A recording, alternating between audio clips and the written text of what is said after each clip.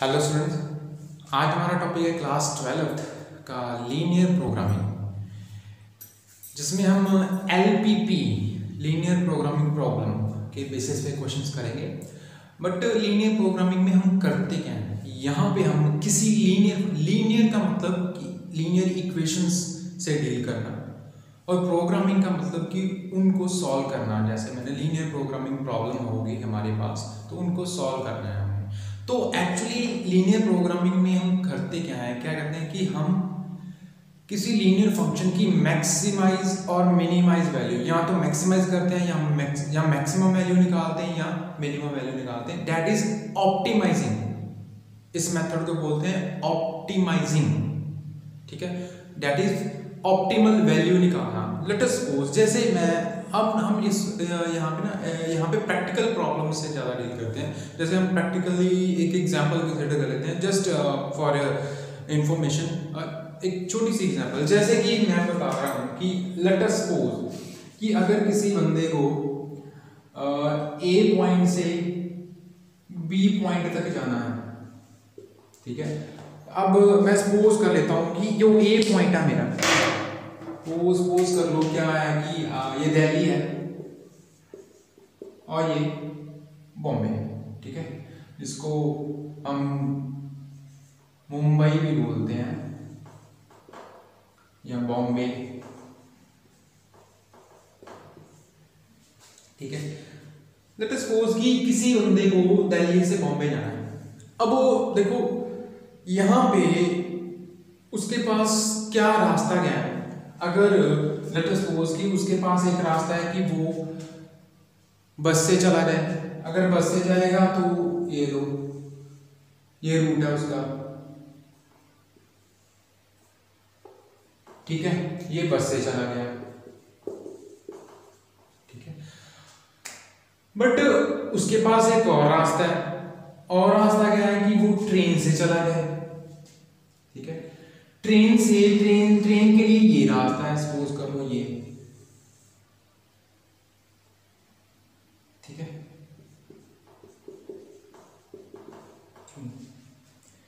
अब यहां पर वो क्या लिखेगा कि मेरा टाइम कहां से, वो बंदा चाहता है कि मेरा टाइम कम लगे, बट मैं दिल्ली से कहां पे चला गया, बॉम्बे जाना चाहता हूं, ठीक है, मेरा टाइम कम लगे। यहां पे जो ये वो तरीके अपना रहा है कि या तो बस से चला जाए या ट्रेन से चला जाए, ठीक है। नहीं तो आपको पता है एरोप्लेन से चला जाए, ठीक है। बट वो चाह रहा है कि मेरा टाइम भी कम लगे और पैसे भी कम लगे, ठीक है। वो एक आसान सा तरीका, जिस ऐसी प्रॉब्लम्स को जब हम बोलते हैं कि हमें इस मेथड को क्या बोलते हैं, ऑप्टिमाइज करना, ऑप्टिमाइजेशन। यहाँ पे हम थिंक कर रहे हैं, ऑप्टिमाइज कर रहे हैं कि कैसे हमारा टाइम भी कम लगे, पैसे भी कम लगे, और वो हमें तरीका पता चल जाए जहां से दिल्ली से बॉम्बे चला जाए वो का। This type of situation is called optimising, ठीक है। ऑप्टिमल वैल्यू निकालना या ऑप्टिमाइज करना किसी प्रॉब्लम को, ठीक है। अब देखो आपकी बुक पे ही ना, बुक पे इस चैप्टर के स्टार्टिंग में एक एग्जांपल। अब ऑप्टिमाइजिंग का पता तो चल गया कि हाउ टू ऑप्टिमाइज कि वो सोच रहा है कि मेरा कैसे जो है किराया भी कम लगे और टाइम भी कम लगे। तो वो एक वही रूट चूज करेगा, ऑप्टिमाइज करेगा, सोचेगा वो, ठीक है, उस प्रॉब्लम से डील करेगा कि कैसे वो उससे डील कर सकता है। ऑप्टिमाइजेशन जिस मेथड को बोलते हैं। अब देखो आपकी बुक पे एक एग्जांपल है, जैसे कि उन्होंने बोला हुआ है, एक एग्जांपल स्टार्टिंग में कि रमेश एक शॉपकीपर है। Ramesh is a shopkeeper,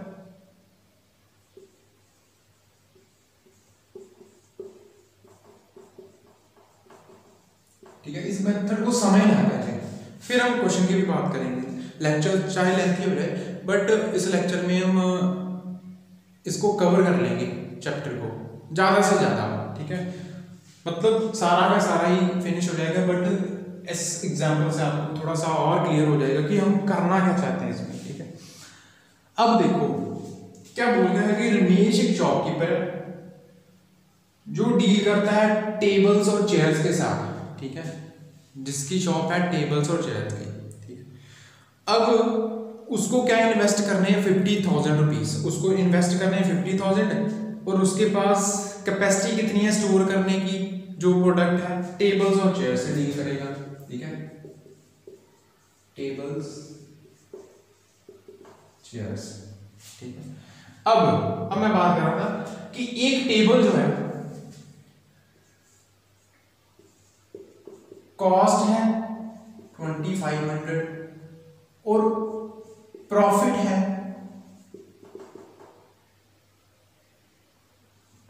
250, cost है ₹25, प्रॉफिट है 250। अब एक चेयर की कॉस्ट है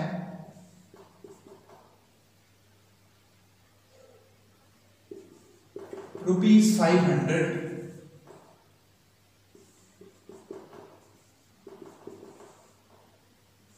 और उसमें प्रॉफिट उसको होता है 75 रुपीज, ठीक है। बट एक प्रॉब्लम क्या है कि उसके पास इन्वेस्ट करने के लिए 50,000 रुपीज है, इन्वेस्टमेंट के लिए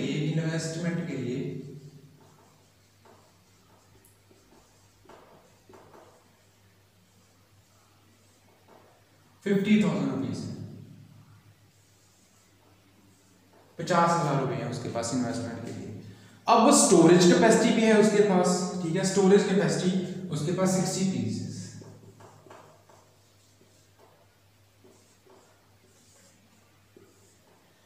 स्टोरेज कैपेसिटी का मतलब कि वो ज्यादा से ज्यादा टेबल्स और चेयर्स अगर खरीदे तो 60 से ज्यादा स्टोर नहीं कर सकता, ज्यादा से ज्यादा वो 60 आइटम्स ही खरीद सकता है। आइटम्स तो दो ही हैं बट उनकी क्वांटिटी कितनी खरीद सकता है 60, और उसे इन्वेस्ट ज्यादा से ज्यादा वो 50,000 रुपीज ही खर्च कर सकता है, ठीक है।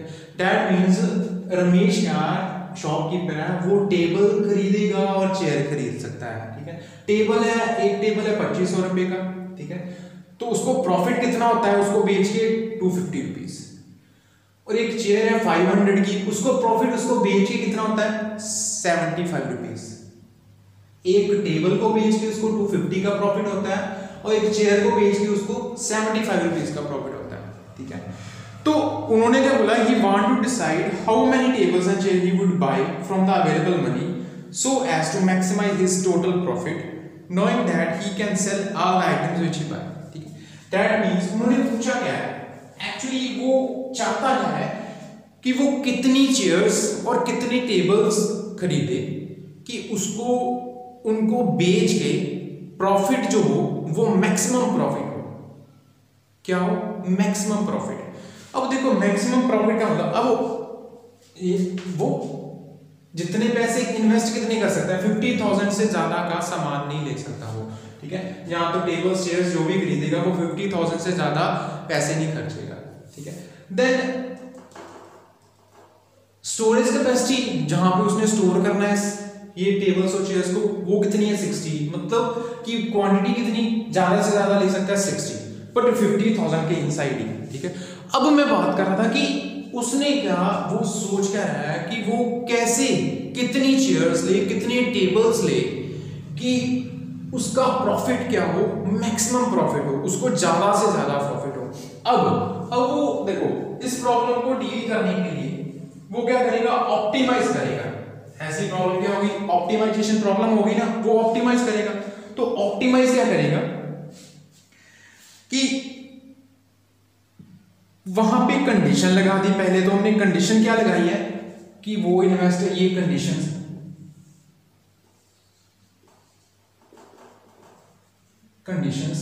या इसको कंस्ट्रेंट्स या रिस्ट्रिक्शन बोल दो, या इनको बोलते हैं कंस्ट्रेंट्स,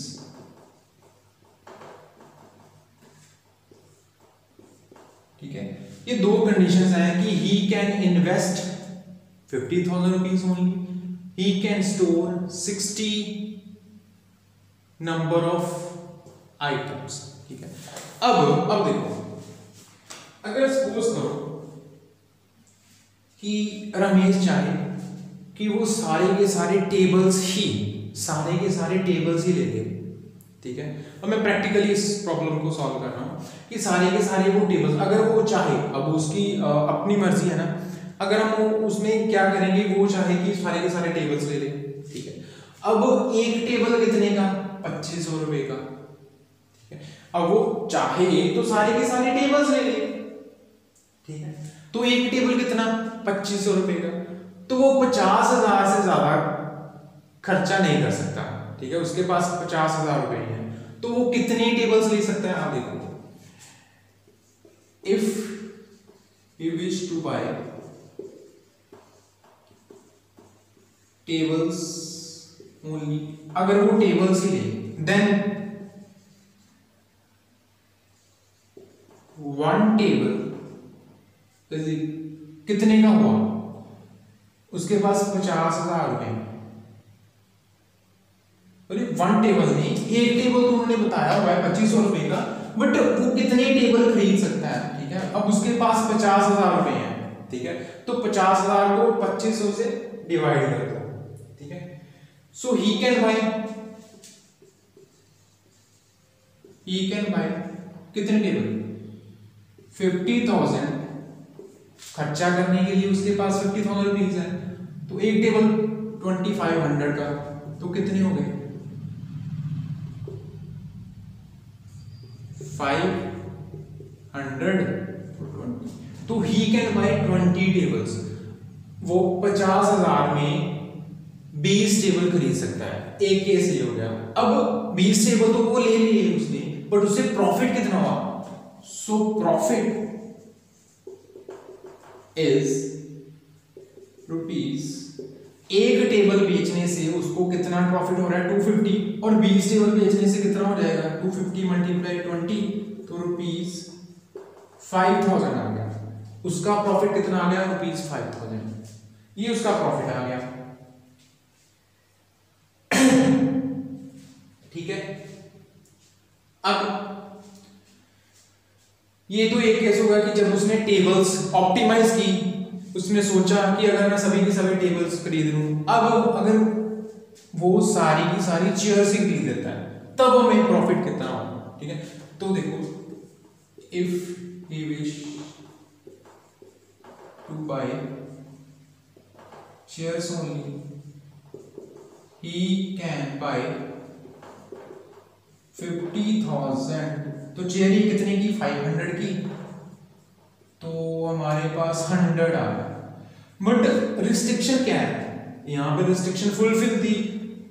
रिस्ट्रिक्शन कंडीशन क्या है कि वो 50,000 रुपए ही खर्च कर सकता है, 50,000 ही खर्च किए उसने, बट 60 स्टोरेज कैपेसिटी भी 60 आइटम्स की है, तो 60 या 60 से कम ही लेगा, तो उसने 20 ले लिए थे टेबल, अगर टेबल लेता। बट यहाँ पे क्या है, यहाँ पे क्या, he wish to buy chairs only, अब एक चेयर 500 की, तो वो कितनी चेयर्स ले सकता है, 50,000 में 100, बट कैपेसिटी कितनी है, 60 की, वो 60 से ज्यादा चेयर ले नहीं सकता। सो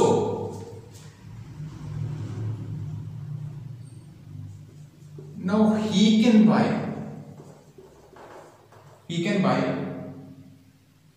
60 chairs only, therefore profit, तो 60 चेयर्स बेचकर उसको, एक चेयर में कितना, 75 का, तो 60 75, तो इट में बी समथिंग 4,500 रुपीज, 4,500 का प्रॉफिट। अब देखो, उन्होंने क्या बोला कि वो टेबल्स ले ले, चेयर्स ले ले, वो उसकी मर्जी।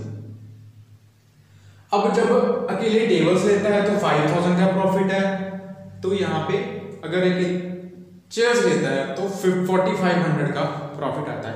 बट यहाँ पे वो 100 चेयर्स खरीद सकता था, बट उसको लेनी कितनी है, 60 लेनी है, बट उसके कुछ पैसे भी बच गए। ठीक है, तो अब इन सब में तो हमने देख लिया कि अकेले टेबल ले ले या अकेले चेयर ले ले, बट एक केस मैं और ले लेता हूं। अगर हम सोच लें कि वो 10 टेबल ले ले, 10 क्या ले ले, टेबल ले ले, और 50 चेयर्स ले ले, अगर हम ऐसी बात करें। ठीक है, अगर वो 10 टेबल ले ले और 50 चेयर्स ले ले, तो हमारे पास क्या 50,000 तक, 50,000 ही उसने खर्च करना है, ठीक है। मैं ऑप्टिमाइज कर रहा हूं, तो अभी मैं ये रख करूंगा।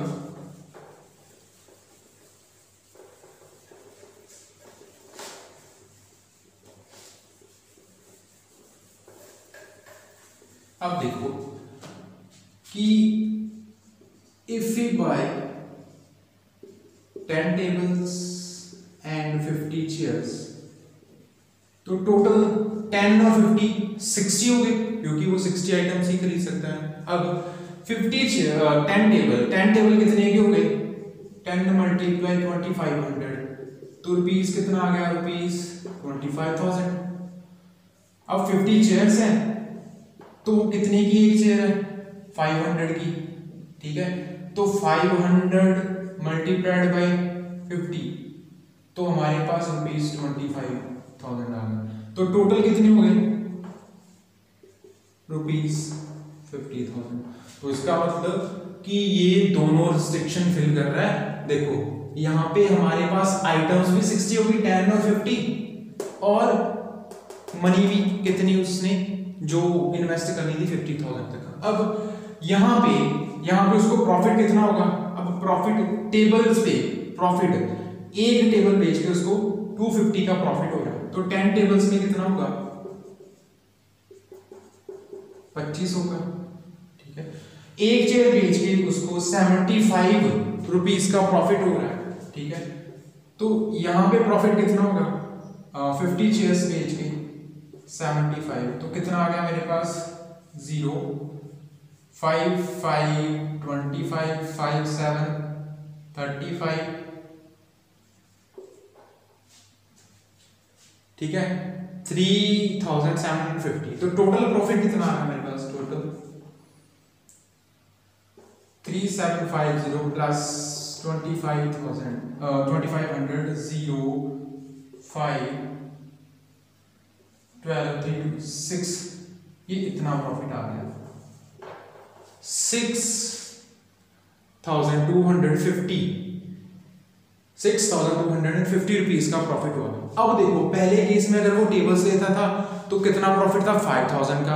अगर वो चेयर्स लेता है अकेली तो कितना प्रॉफिट है, 4,500 का। बट अगर वो 10 टेबल्स और 50 चेयर्स लेता तो कितना प्रॉफिट आ रहा है, 6,250 रुपीज का प्रॉफिट आ रहा है। दैट मींस यहाँ पे उसको प्रॉफिट ज्यादा हो रहा है, तो वो इसे ही ऑप्टिमाइज करके अपनी कैलकुलेशन करके वो क्या करेगा, 10 टेबल्स और 50 चेयर्स। बट ये तो हो गया ऑप्टिमाइजिंग। बट ऐसी ही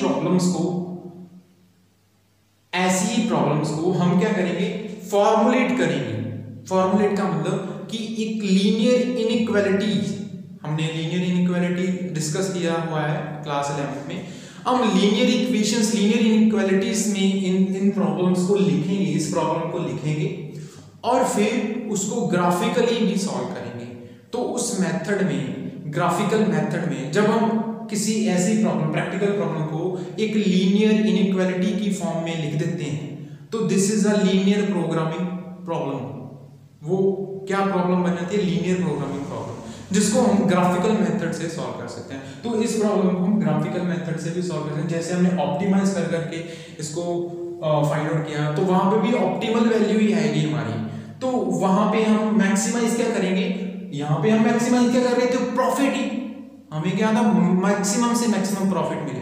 तो ये था हमारा इंट्रोडक्शन पार्ट अभी तक इस चैप्टर का, ठीक है। ये था हमारा introduction part.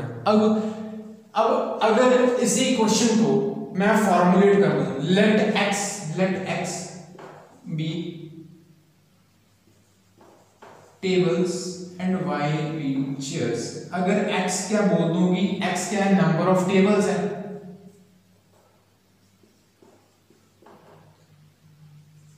And y be number of chairs, ठीक है।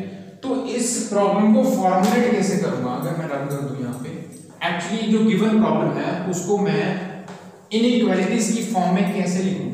यहाँ पे हमारे पास इस चैप्टर में ना 1 मार्क से भी क्वेश्चन आ सकता है, 4 मार्क वाला भी आ सकता है और 6 मार्क से भी आ सकता है, ठीक है। तो ये इंपॉर्टेंट चैप्टर है। तो बस इंट्रोडक्शन से ही समझ आ जाता है कि करना क्या है। एक क्वेश्चन करेंगे तो वो बेसिकली हमें ज्यादा क्लियर हो जाएगा। अब देखो x क्या है हमारे पास, नंबर ऑफ टेबल्स, y क्या है, number of chairs. First of all हमें करना क्या है, रिस्ट्रिक्शन क्या है हमारे पास कि वो जो रमेश है ना वो टेबल्स खरीद सकता है या चेयर्स खरीद सकता है। अब देखो एक टेबल है 2500 रुपए का, एक चेयर है 500 की, तो हमारे पास पहली कंडीशन बनी क्या कि 2500 2500x प्लस 500y।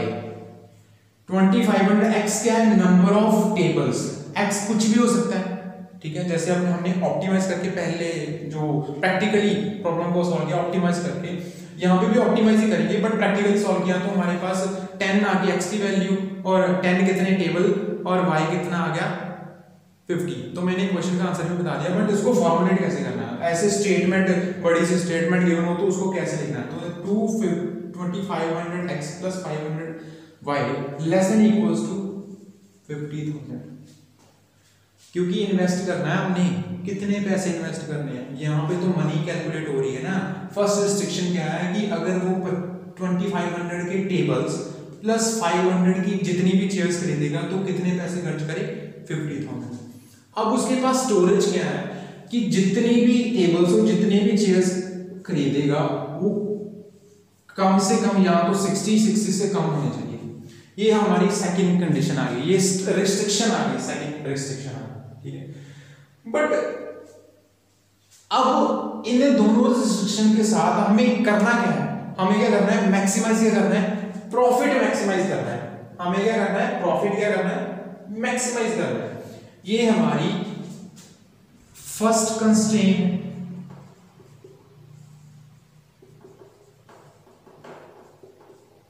जिसको मैं इन्वेस्टमेंट कंस्ट्रेंट भी बोल दूंगा, रिस्ट्रिक्शन है हमारे इस क्वेश्चन में। ये रिस्ट्रिक्शन है कि हम 50,000 से ज्यादा मनी नहीं कर सकते, ठीक है। अब ये सेकंड क्या है हमारे पास, 50,000 से ज्यादा खर्चा नहीं कर सकते, तो ये हो गया। अब ये क्या है, x plus y less than 60, तो ये क्या होगी, स्टोरेज कंस्ट्रेंट, ये सेकंड कंस्ट्रेंट आ गई हमारे पास। कंस्ट्रेंट का मतलब रिस्ट्रिक्शन ही हो गया, ठीक है। अब मुझे मैक्सिमाइज करना है प्रॉफिट। प्रॉफिट क्या मैक्सिमाइज करना है कि एक टेबल से मुझे 250 का प्रॉफिट हो रहा है और एक शेयर से 75 का। तो हमारे पास जो फंक्शन z है, हम फंक्शन लेट करेंगे z, जो हमारा फंक्शन जिसको हम मैक्सिमाइज जहां मिनिमाइज, जिसकी हम मैक्सिमम वैल्यू निकालनी है हमें कि प्रॉफिट ज्यादा से ज्यादा हो, तो 250x प्लस 75y, ये हमारा जो फंक्शन है, दिस इज ऑब्जेक्टिव फंक्शन। ये जो हमारा है ये है ऑब्जेक्टिव फंक्शन, ठीक है। ऑब्जेक्टिव फंक्शन की मैक्सिमम वैल्यू निकालनी है अकॉर्डिंग टू दीज कंस्ट्रेंट, और दो कंस्ट्रेंट हमारे पास ऐसी होगी जिसको हम बोलेंगे नॉन नेगेटिव कंस्ट्रेंट, वो है x greater than equal to 0, y greater than equal to 0। That means क्योंकि x is the number of table and y is the number of chair, these may be non negative का मतलब ये negative तो नहीं हो सकती, क्योंकि x क्या है, नंबर ऑफ टेबल्स, y क्या है, नंबर ऑफ चेयर। तो ये हमारे पास कंस्ट्रेंट दो होंगी, ठीक है। दो कंस्ट्रेंट ये और ये दो कंस्ट्रेंट, तो इन दो चारों कंस्ट्रेंट को सेटिस्फाई करके हमें इस फंक्शन की मैक्सिमम वैल्यू निकालनी है। यहाँ पे जो x और y की वैल्यू आ जाएगी, जो हमें ऐसी वैल्यू आ जाए जिससे हमें इस फंक्शन की वैल्यू मैक्सिमम मिले। अगर यहाँ पे x को 10 पुट कर देता हूँ, y को 50 पुट कर देता हूँ, तो हमारे पास z की वैल्यू कितनी आ जाएगी, 6250। तो दैट मींस ये प्रॉफिट फंक्शन है हमारा, मैक्सिमाइज करना है, इसको मैक्सिमाइज करना है, ठीक है। तो ऐसी प्रॉब्लम को क्या बोलते हैं, लीनियर प्रोग्रामिंग प्रॉब्लम। यहाँ पे लीनियर इनइक्वालिटीज को यूज किया हमने, तो ऐसी प्रॉब्लम को बोलते हैं लीनियर प्रोग्रामिंग प्रॉब्लम। तो स्टूडेंट्स अब हम क्वेश्चन करेंगे, क्वेश्चन से ज्यादा क्लियर हो जाएगा हमें कि how to solve this type of questions graphically. हम ग्राफिकल मेथड यूज करेंगे यहाँ पे, ठीक है। तो ये मैं रख कर रहा हूँ, आप पॉज करके इसको नोट डाउन भी कर सकते हैं अगर नोट डाउन करना है तो, ठीक है। अब देखिए एक सिंपल सा क्वेश्चन करेंगे हम फर्स्ट ऑफ ऑल, फिर उससे थोड़ा सा कॉम्प्लेक्स क्वेश्चन कर लेंगे। पहले एक सिंपल सा क्वेश्चन करते हैं। देखो इसमें है कुछ नहीं, ठीक है, बस थोड़ा सा आपको लीनियर इनइक्वालिटीज के बारे में पता होना चाहिए, ठीक है, और साथ में हमें graphically how to draw linear inequalities, हमें जो किसी लीनियर इक्वेशन का ग्राफ कैसे ड्रॉ करना है वो पता होना चाहिए, ठीक है। तो ये एक प्रॉब्लम डिस्कस करेंगे हम, बहुत ही सिंपल, बट उससे पहले ना मैं आपको ये बता दूं कि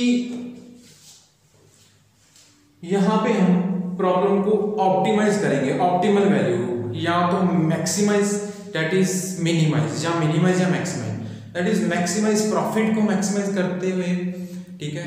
ऐसी प्रॉब्लम की मैक्सिमाइज प्रॉफिट और टाइम कम, तो मिनिमाइज टाइम को भी, ऐसी प्रॉब्लम्स भी आ सकती हैं। तो हमारे पास ज़्यादा कोई सिंपल नहीं होता, हमारे पास यहाँ तो फॉर्मुलेट करना पड़ा ना, इस प्रॉब्लम को मैंने फॉर्मुलेट करके बता दिया, तो बट हमें क्वेश्चंस क्या है पहले ही दिए हुए हैं फॉर्मुलेट करके, जो ऑब्जेक्टिव फंक्शन भी गिवन है या उस पर रिस्ट्रिक्शन क्या क्या है वो भी गिवन है, वो भी हमें पता है। तो अब मैं बात कर रहा था क्वेश्चन में, फर्स्ट क्वेश्चन हम यहाँ पे डिस्कस करेंगे।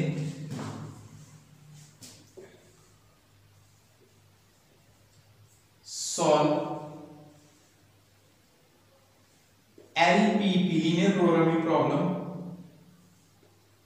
ग्राफिकली मैक्सिमाइज, मुझे इस फंक्शन को मैक्सिमाइज करना है, maximise z equals to 3x + 4y with constraints x + y <= 4, x > 0, y > 0। ये हमारी नॉन नेगेटिव कंस्ट्रेंट्स हैं, वी हैव टू मैक्सिमाइज। अब इस क्वेश्चन से मैं आपको सब कुछ बताऊंगा कि ये जो क्वेश्चंस हैं कैसे करने हैं। यहाँ पे ना हमारे पास लीनियर प्रोग्रामिंग प्रॉब्लम में हमारे पास रीजन, सॉल्यूशन रीजन जो होता है उसको बोलते हैं फिजिबल रीजन, फिजिबल रीजन या सॉल्यूशन रीजन, या तो बोलते हैं फिजिबल रीजन या सॉल्यूशन रीजन, ठीक है। तो उन रीजंस को कैलकुलेट करके हमें ग्राफिकली जब ड्रा करेंगे तो फिजिबल रीजन फाइंड आउट करेंगे, उस रीजन में हमें सॉल्यूशन मिलेगा इस प्रॉब्लम का, ठीक है। तो अब ये प्रॉब्लम सॉल्व कैसे करनी है, आप देखो जो गिवन है हमारे पास, गिवन जिसको मैक्सिमाइज करना है, z = 3x + 4y, that is इसकी मैक्सिमम वैल्यू निकालनी, ठीक है। कंस्ट्रेंट्स क्या है हमारे पास, x + y > 4, x > 0, y > 0। अब करना क्या है, फर्स्ट ऑफ ऑल हमारे पास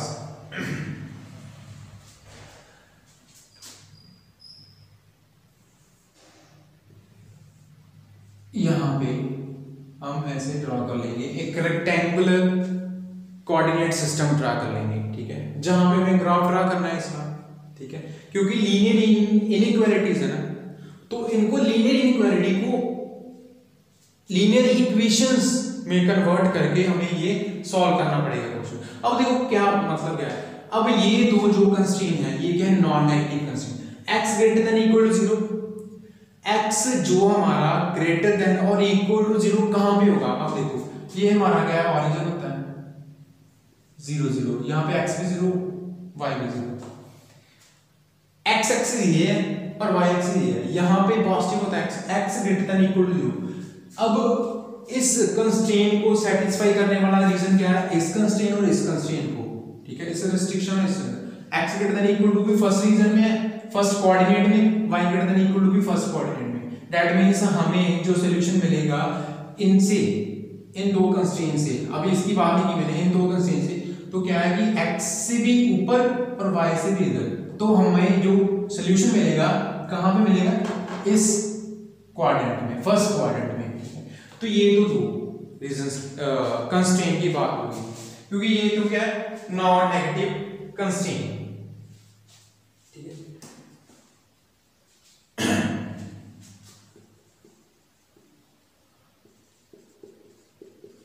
greater than equal to 0, x greater than equal to 0, y greater than equal to 0,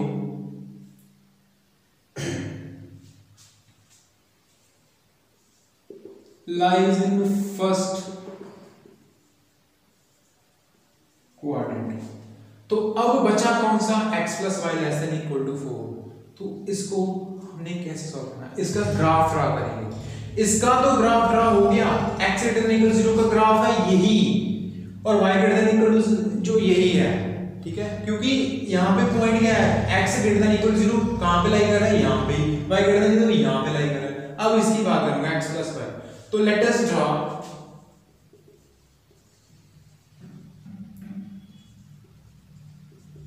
graph for x plus y।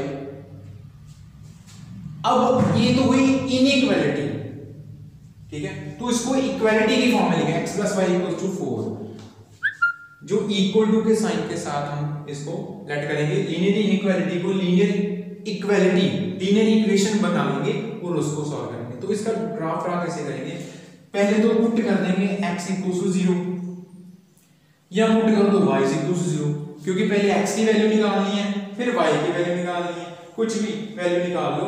तो हमें क्या करना है, लेट या पुट, यहाँ पे किसी भी लाइन का ग्राफ ड्रा करना है ना, तो वहां पे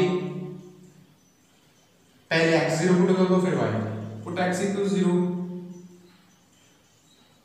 we get y equals to 4, put y equals 0, we get x equals to 4। therefore points कौन से हो गए, 0 4 एंड 4 0। एक पॉइंट आ गया 0 4, x 0 y 4। तो सबसे पहले मैं बात कर रहा था इस कोऑर्डिनेट सिस्टम की। तो इस कोऑर्डिनेट सिस्टम में हमें पॉइंट्स तो फाइंड आउट करने पड़ेंगे, तो फिर ही हम ग्राफ ड्रा करेंगे ना। तो फर्स्ट ऑफ ऑल मैं एक बात बता दूं कि जो भी वैल्यू दी है 4 तक है, x plus y, जो भी हमारे पास जो system of equation linear equalities given होगी, वहां पे जो कौन सा टर्म है उसकी वैल्यू देख लो, तो ग्राफ वहां तक की वैल्यू तक जाएगा। 4 तक गया तो 4 तक ही ज्यादातर जाता है, ठीक है। अब 0 4 कहां पे लाई करेगा, इस एक्सिस पे। तो इसको मैं अगर लिख लूं तो डिवाइड कर लूं 1 2 3 4, तो यहां पे आ गया x 0 और y 4, ठीक है। अब यहाँ को इसको डिवाइड कर लो तो 1 2 3 4, ये कौन सा पॉइंट है, 4 0, x 4 और y 0, ये आ गया हमारा पॉइंट। यहाँ पे x 4 है और y कितना है 0। तो अब और कोई है रिस्ट्रिक्शन, कोई रह गई रिस्ट्रिक्शन नहीं, क्योंकि x greater than equal to y, sorry x greater than equal to 0 इस क्वाड्रेंट में लाई करेगा, y greater than equal to इस क्वाड्रेंट में, ठीक है। तो अब ये जो वैल्यू आ गई, तो इसको मैं लाइन ड्रॉ कर लूंगा, ये। अब देखो, अब हमें सॉल्यूशन निकालना है। अब तीनों जो कंस्ट्रेंट है उनके लिए ग्राफ तो ड्रॉ हो गया, अब मुझे सॉल्यूशन निकालना है। मुझे पहले फिजिबल रीजन देखना है। तो फिजिबल रीजन कौन सा है, मैंने इन दोनों से बता दिया कि हमारा जो इन दोनों का रीजन है it lies in the first quadrant, तो ये फर्स्ट क्वाड्रेंट में ही लाई करेगा इस साइड पे, ठीक है, इन दोनों रिस्ट्रिक्शन के अकॉर्डिंग। बट इस रिस्ट्रिक्शन के अकॉर्डिंग, जो ये वाली रिस्ट्रिक्शन है, इसके अकॉर्डिंग हमें कौन सी साइड देखनी है, ये साइड देखनी है या लाइन के इस साइड में जाना है, सॉल्यूशन फाइंड आउट करना है या लाइन के इस साइड में। तो वो कैसे पता चलेगा, हमने क्या करना है, इस रिस्ट्रिक्शन में जो हमारा पॉइंट है, जो ऑरिजिन पॉइंट है, वो सेटिस्फाई करा के देखना है। अगर वो सेटिस्फाई करता है तो ओरिजिन की तरफ ही हमारी जो वैल्यू है लाई करेगी। अगर नहीं सेटिस्फाई करता, दैट मींस हमें जो 0 0 पॉइंट है x 0 y 0 यहां पे पुट कर देना है। तो अगर x 0 पुट किया प्लस y 0 पुट किया तो लेस देन इक्वल टू 4, तो 0 लेस देन इक्वल टू 4, तो 0 इज लेस देन 4, तो दैट मींस जो ये लीनियर इक्वालिटी है वो ओरिजिन को सेटिस्फाई कर रही है। ओरिजिन को सेटिस्फाई करने का मतलब कि ये जो वैल्यू इसकी लाइन है, जो इनइक्वालिटी की लाइन है, इसकी लाइन जो हमने ड्रा करी है, वहां पे उस लाइन के नीचे वाला पोर्शन कंसीडर करना है या ऊपर वाला। तो वो कैसे पता चलेगा कि अगर जीरो पॉइंट ऑरिजिन सेटिस्फाई करता है तो ऑरिजिन की तरफ वाला ही रीजन कंसीडर करना है। तो दैट मींस हमें कौन सा रीजन सेलेक्ट करना है, ये वाला, ये सारा का सारा रीजन ही आएगा, बट मुझे तीनों कंस्ट्रेंट को सेटिस्फाई करने वाला रीजन चाहिए, वही हमारा होगा फिजिबल रीजन। तो फिजिबल रीजन कौन सा है, feasible that is solution region कौन सा है, जो सभी कंस्ट्रेंट का कॉमन रीजन हो। इन तीनों कंस्ट्रेंट, जितनी भी कंस्ट्रेंट गिवन है हमें किसी क्वेश्चन में, उन सभी कंस्ट्रेंट का कॉमन रीजन दैट मींस वो इसको भी सेटिस्फाई करे, इसको भी सेटिस्फाई करे, इसको भी सेटिस्फाई करे, ठीक है। तो x + y ≤ 4, that means less than equal to 4, that means जहां पे लाइन ड्रा हुई है वहां पे नीचे वाला रीजन आ जाएगा अकॉर्डिंग टू दिस कंडीशन। जो ऑरिजिन अगर सेटिस्फाई किया तो 0 लेस देन 4, दैट मींस ये तो ट्रू हो गया। तो ट्रू का मतलब कि 0 को जो ओरिजिन को सेटिस्फाई कर रहा है तो यहां पे आ रहा है। अगर सपोज करो इस कंडीशन में ये गिवन होता है x + y > 4, तो यहां पे 0 0 पुट करके तो 0 > 4 हो सकता है, नो दिस इज फॉल्स। अगर ये ऐसा होता greater than equal to sign होता तो मैं कौन सा रीजन कंसीडर करता, ये वाला नहीं कंसीडर करता, ये वाला। बट यहां पे देखो इस क्वेश्चन में यहां पे ये रीजन हमारा सेटिस्फाई हो रहा था, ठीक है। तो फिर मैं इस रीजन से बात करता, ठीक है। इस रीजन में हमारे पास कॉमन रीजन कौन सा आएगा, x > 0, y > 0 और ये जो हमारा रीजन, बट यहाँ पे लेस देन इक्वल टू 4 वाला, तो नीचे वाला रीजन आ रहा है। तो दैट मींस हमारे पास जो फिजिबल रीजन है वो क्या है, ये वाला। तो इस पॉइंट को अगर मैं 0 बोल दूं, O A B बोल दो इसको, O A B, ठीक है। अगर मैं यहाँ पे लिखना भी चाहूँ तो पॉइंट्स आर, यहाँ पे इसको B पॉइंट लिख दिया, यहाँ पे A पॉइंट लिख दिया, तो कोई बात नहीं लिखना तो कोई बात नहीं। तो फिजिबल रीजन हमारे पास ये आ गया। तो जो फिजिबल रीजन होता है उसकी वर्टिसेस पर जो हमारी वर्टेक्स होती हैं उस फिजिबल रीजन की, इसकी वर्टेक्स कितनी है, दिस इज 1 2 3 वर्टेक्स है। तो वो हमारे क्या होती है, सॉल्यूशन पॉइंट। इन सभी पॉइंट पे हमें किसकी वैल्यू देखनी है, z की। तो जिस पॉइंट पे हमारी z की वैल्यू मैक्सिमम आ गई तो हम क्या बोलेंगे, वो हमारा क्या होगा, सॉल्यूशन होगा। वो क्या हमारा होगा, सॉल्यूशन होगा। तो let us find the maximise value of the given question, ठीक है। तो ये मैंने आपको बताना था कि how to consider the feasible region. क्या लिखेंगे, feasible region is region which satisfies all constraints, जो सारी कंस्ट्रेंट को सेटिस्फाई करे।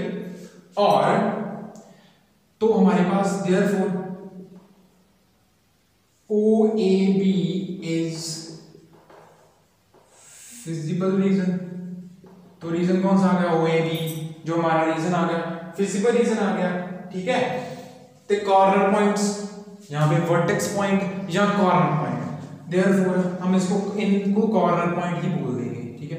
तो therefore corner points are 0 0 0 4 4 0।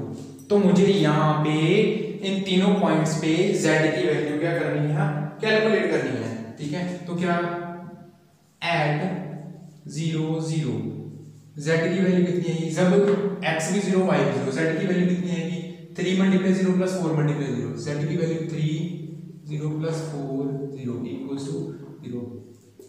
Eight 0 4 z की वैल्यू 3 × 0 + 4 × 4 कितनी आ गई मेरे पास, 16, क्योंकि y की वैल्यू 4 है, x की वैल्यू 0। एट 4 0 z की वैल्यू कितनी आ गई,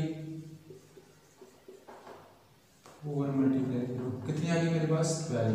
तो मैक्सिमम वैल्यू कहाँ पे आई, एट 0 4 पे।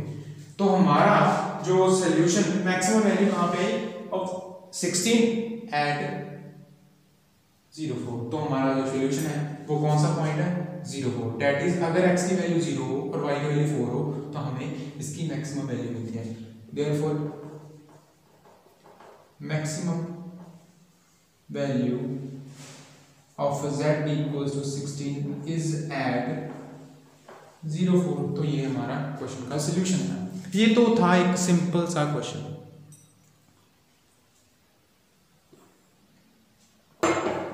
ठीक है, अब हम एक और क्वेश्चन डिस्कस करेंगे जिससे हमारा जो ये टॉपिक है ना कुछ और ज्यादा क्लियर हो। एक और क्वेश्चन डिस्कस करते हैं, एक इंपॉर्टेंट क्वेश्चन। ठीक है, तो लेट्स डिस्कस अनदर क्वेश्चन। ठीक है, जहां पे हम एक और, ये तो एक कंस्ट्रेंट और ये नॉन नेगेटिव कंस्ट्रेंट आ गई, वो तो हमारे पास हर क्वेश्चन में है नहीं। अब ऐसी ही एक और कंस्ट्रेंट में और कोई ऐड करते हैं।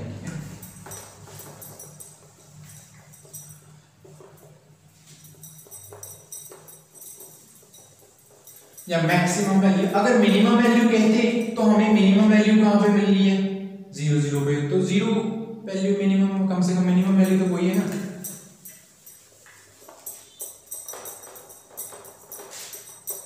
ठीक है, तो देखो इन क्वेश्चन में थोड़ा सा टाइम तो लगेगा, बट है एक बार समझ आ जाए, इनको अ लिटिल बिट प्रैक्टिस की जरूरत है क्वेश्चन को। ठीक है, तो क्वेश्चन सभी के सभी एक ही तरीके की, कोई ज्यादा डिफरेंट नहीं है। ठीक है, तो उन्होंने बोला कि यहां पे मिनिमाइज लिखा है, minimise z equals to -3x plus 4y with constraints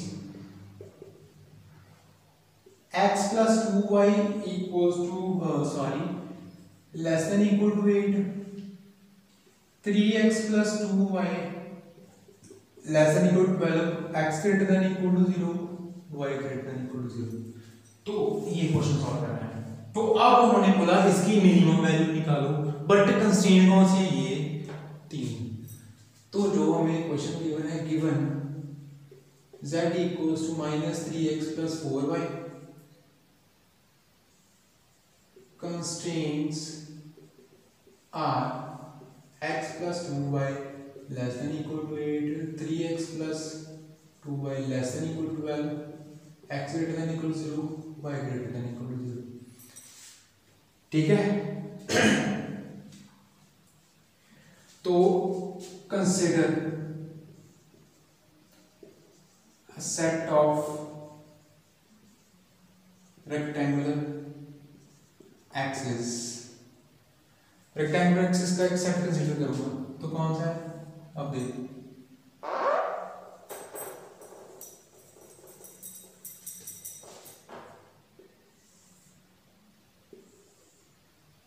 ये सेट कंसीडर कर लो। चलो ठीक है, अब उन्होंने बोला ये जो नॉन नेगेटिव कंस्ट्रेंट है ये वाली, ये तो आपको पता है वो ये x greater than equal to 0 और y greater than equal to 0, ये दो सेटिस्फाई कर रही है फर्स्ट क्वाड्रेंट में।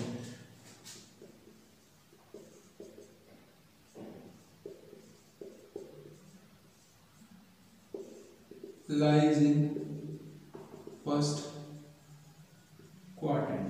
अब मुझे ये दो जो हमारी बची कंस्ट्रेंट है उनके लिए ग्राफ ड्रा करना पड़ेगा।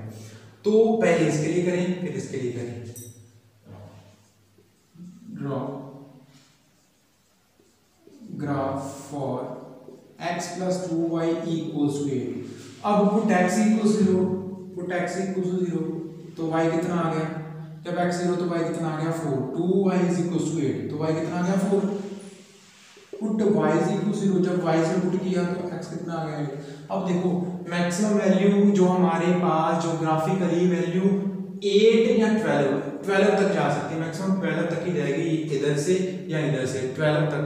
तो इसको 12 इक्वल्स पार्ट में 12 इक्वल पार्ट तक डिवाइड कर लो। अगर करना है तो ये 1 2 3 4 5 6 7 8 9 10 11 12। कंडीशन के अकॉर्डिंग हम इसको डिवाइड कर लेते हैं। ठीक, यहाँ पे 1 2 3 4 5 6 7 8 9 10 11। मैं यहाँ पे इसको रब कर देता हूँ, यहाँ पे लिख देता हूँ 1 2 3 4 5 6 7 8 9। तो ये हमारे पास आ गया 12। ठीक है, तो अब देखो देयरफॉर पॉइंट्स आर, पॉइंट कौन से आ गए, x0 y4 and y0 sorry x8। जब वो y0 है तो x8 है, जब वो x0 है तो y क्या है 4। तो ये पॉइंट पहले ड्रा कर लो 0 4 x0 y4 2 3 4। तो ये आ गया 0 4 8 0 1 2 x8 है y0 1 2 3 4 5 6 7 8। तो ये आ गया 8 0। तो लेट अस ड्रा। थोड़ा सा एक बात ख्याल रखना, थोड़ा सा इसको नीट एंड क्लीनली ड्रॉ करना आपने। जो ये हमारी जो ग्राफ होगा ना वो नीट एंड क्लीन ड्रॉ करना आपने। ठीक है, अब देखो ये तो हमारे आगे इस रिस्ट्रिक्शन के साथ, ठीक है, 2 पॉइंट्स आ गए मेरे पास। ठीक है, इसको मैं ए पॉइंट कंसिडर कर लेता हूँ, चलो कोई बात नहीं, इसको ए पॉइंट कंसिडर कर लो, इसको बी पॉइंट कंसिडर कर लो। ठीक है, अब मुझे क्या करना है, दूसरी रिस्ट्रिक्शन का ग्राफ रखना है। Let us draw graph for 3x + 2y = 12। तो वहां पे भी सेम पुट x = 0 तो y कितना आएगा, x 0 है तो y कितना आएगा 6। तो पुट 5 = 0, जब y 0 पुट करूंगा तो x कितना आ रहा है 4। जब हमने x 0 पुट किया तो y आ गया 6। तो जब y 0 पुट किया तो x कितना आ गया 4। ठीक है, देयरफॉर पॉइंट्स आर, पॉइंट कौन कौन से आ गए 0 6 एंड 4 0। ठीक है, तो 4 0 पॉइंट x एक्सिस पे, तो x 4 है और y 0। तो ये आ गया 1 2 3 4। तो ये पॉइंट आ गया, दिस इज 4 0। और फिर जो पॉइंट 0 6 0 x 0 और y 6। तो यहाँ पे 1 2 3 4 5 6। तो ये पॉइंट आ गया 0 6। तो इसको भी ड्रॉ कर लूंगा। ठीक है, तो ये किसकी लाइन है, इस रिस्ट्रिक्शन की, x + 2y = 12।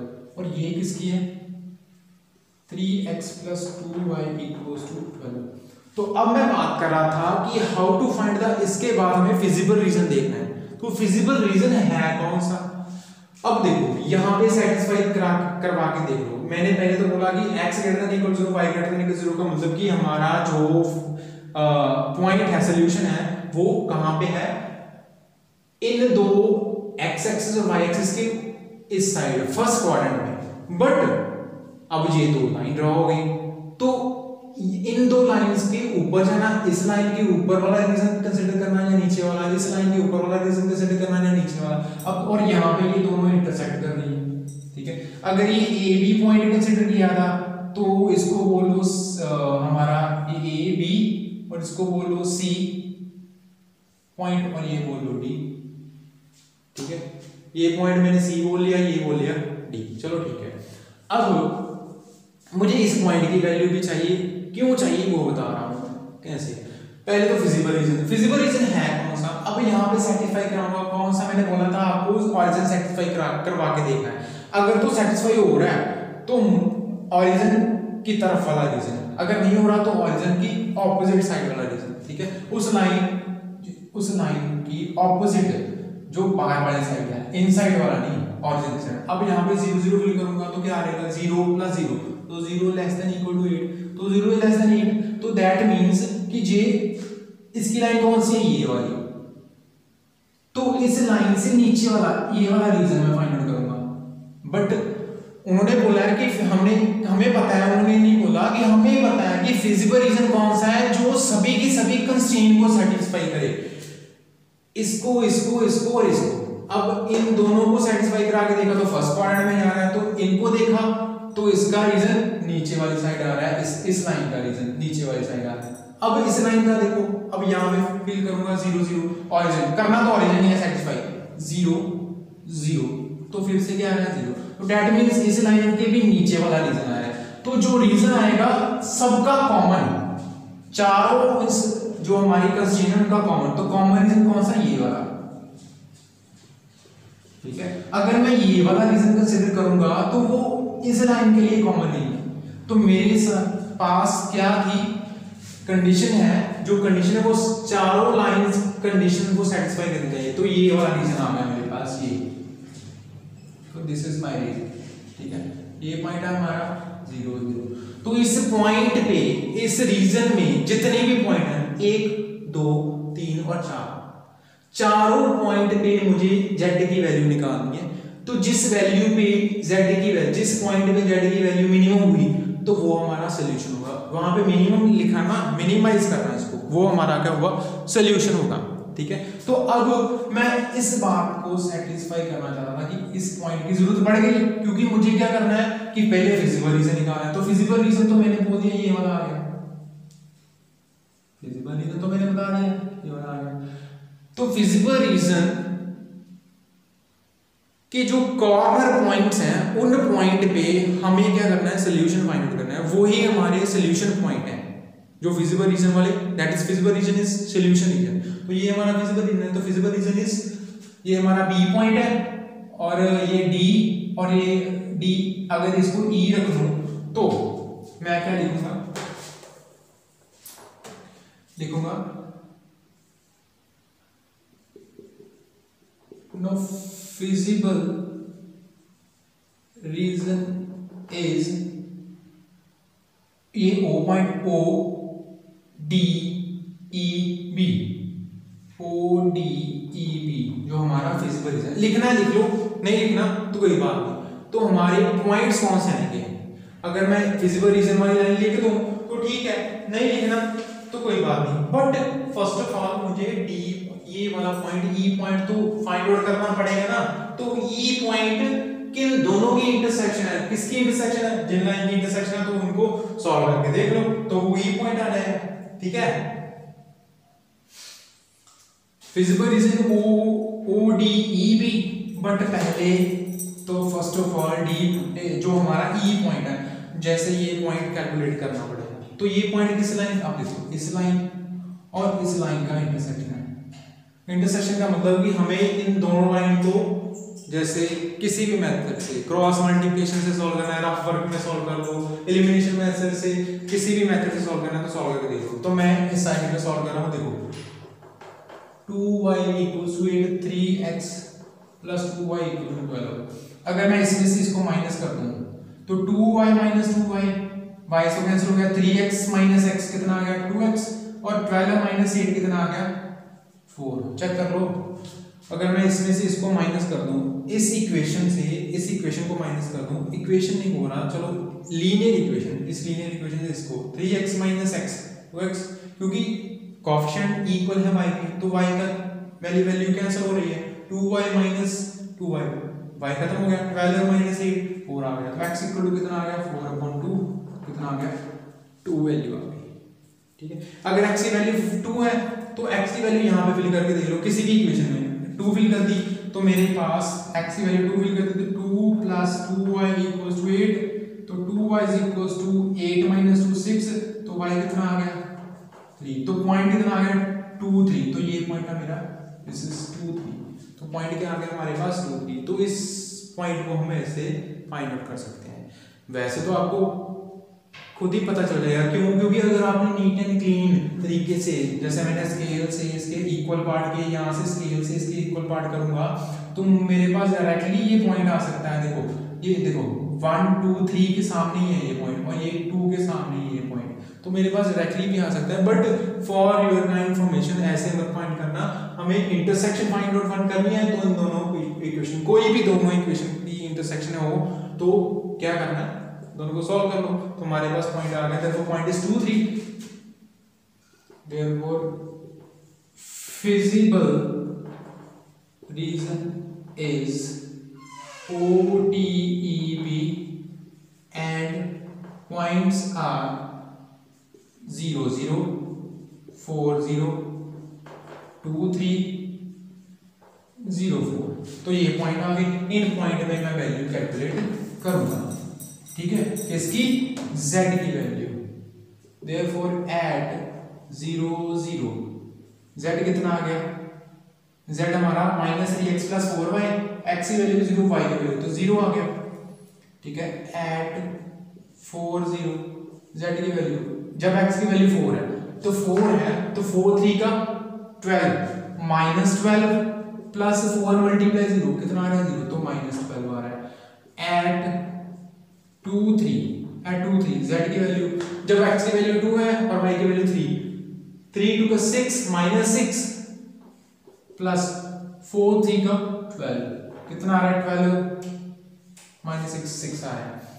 at 0 4 z की वैल्यू कितनी आ रही है, at 0 4 z की वैल्यू कितनी आ रही है, देखो z की वैल्यू आ रही है हमारे पास x की वैल्यू 0 0 4 मल्टीप्लाई 4 कितने आ रहा है 0 प्लस 16 कितना आ रहा है 16। तो यहां पे मेरे पास मिनिमम वैल्यू कहां पे आ रही है, मिनिमम वैल्यू 0, बट यहां पे नेगेटिव है, नेगेटिव 0 से भी छोटा है, दैट मींस मिनिमम वैल्यू कहां पे मिली 4 0 पे। Therefore minimum value of z equals to -12 is at 4 0, ये हमारा होगा सॉल्यूशन। तो दैट्स द क्वेश्चन। तो आप इन क्वेश्चंस को ऐसे ही डील करोगे। तो आई थिंक मैंने पहले आपको इंट्रोडक्शन भी दी इसकी, ठीक है, बाद में दो क्वेश्चन भी सॉल्व करो। तो आप इनको अच्छे से बैठ के देखना इस लेक्चर को, अगर एक बार ना समझ आए तो प्लीज थोड़ा सा आप कंसंट्रेट करके देखना, तो एक ही बार में समझ आ जाएगा। तो आप ऐसे ही बाकी क्वेश्चन भी कर सकते हो। अगर आपको इस लेक्चर में कोई प्रॉब्लम फेस हो तो आप कमेंट करके बता दो, और इस लेक्चर में मेरे ख्याल में कोई प्रॉब्लम नहीं होगी। तो आई होप कि आप इस लेक्चर को लाइक और शेयर जरूर करेंगे and subscribe my channel also. Thanks for watching the lecture.